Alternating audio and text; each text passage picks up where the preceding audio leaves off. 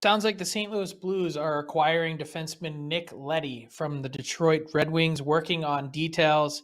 Lots happening here at the moment, but the ask, again, we're waiting on the return, but the ask was a second round pick previously from the Red Wings. So there would need to be some cap considerations here. Leddy has a $5 million salary, if I'm not mistaken, or 5.5, and the St. Louis Blues are dollars in and dollars out. So lots to come here, but Nick Leddy going from Detroit to St. Louis. There you go. Nick Leddy on the move. The St. Louis Blues finally getting involved here on deadline day. We'll see what happens there. Nick Leddy, number 3 on our trade targets list. 30-year-old defenseman from the Detroit Red Wings, $5.5 million AAV. Like Frank said, Leddy, the highest defenseman left on our list. The other D-man after Leddy, Justin Braun, was number 7. He's been moved already. So let's get to some instant reaction here. Pete Blackburn, the Blues, adding some depth on their blue line. We kind of heard that a big priority for them at this deadline was getting someone who could play with Colton Parayko. They've had a ton of different people kind of going in and out of that spot. Mikkola for a little, Scandella for a little. No doubt, in my opinion at least, that Nick Leddy is a clear-cut upgrade.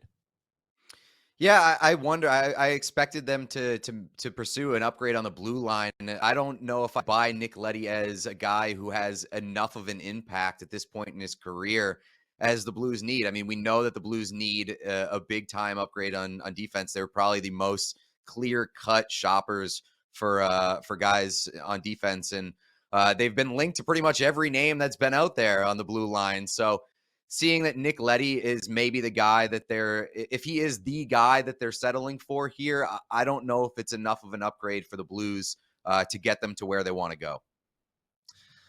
Be interesting to see, if St. Louis does have anything else up their sleeve here. You wonder if maybe they'll look to add potentially another forward. It just maybe, you're right. Like, Leddy isn't maybe a slam dunk upgrade, but was there anyone else out there for him, right? Like, did they maybe just miss the boat? Should they maybe have pushed harder for a guy like Lindholm? And you also look at the prices that have been going for defensemen so far, and the prices have been pretty high. So if the Blues weren't willing to adjust to the market as it is right now, then maybe Nick Leddy is a guy that was further down their list and ended up not being so expensive and was a price that they were willing to pay. But again, I don't know if it's as much of an instant upgrade as St. Louis fans were hoping for here at the deadline. Frank Seravalli quickly tweeting out Oscar Sundqvist and Jake Wallman are part of the deal going back the other way. Frank, as you can see, still working the phone there up top. Pete, we'll see if we get any other deals right away here. The most encouraging thing Frank Seravalli said was that, quote, "There is a lot happening." And as a guy who's been sitting here for an hour with no deals to talk about, I'm very encouraged by that. Pete, I imagine we're talking to you right away here, but let's move on and bring in our friend Chris Gear for Gear's Grades. Before we get to your grade on this Nick Leddy deal, Chris Gear, under an hour to go in deadline day, what would the inside of an NHL war room be like in this moment with very little time left on the clock? Is it kind of all hands on deck, everyone dialed in? I would say right now sphincters are getting tighter than when Mike McKenna has to face off and had Connor McDavid driving down against him. It's a tense moment, right? You may have a bunch of different things in play and you're just waiting for the other side to come back.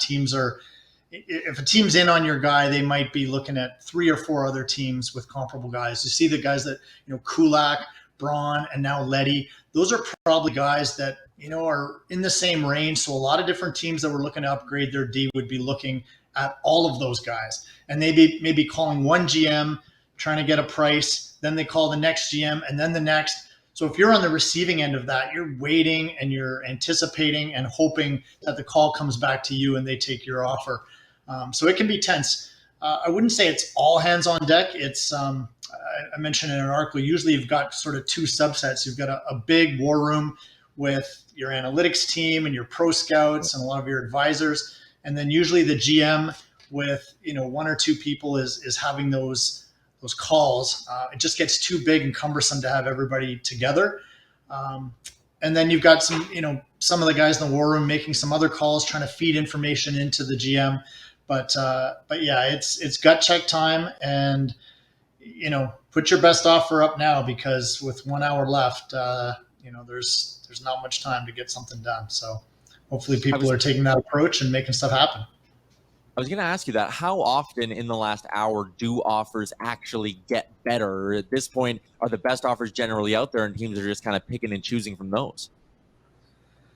Yeah, probably the latter, where the offers are out there and people are choosing the one they like the best.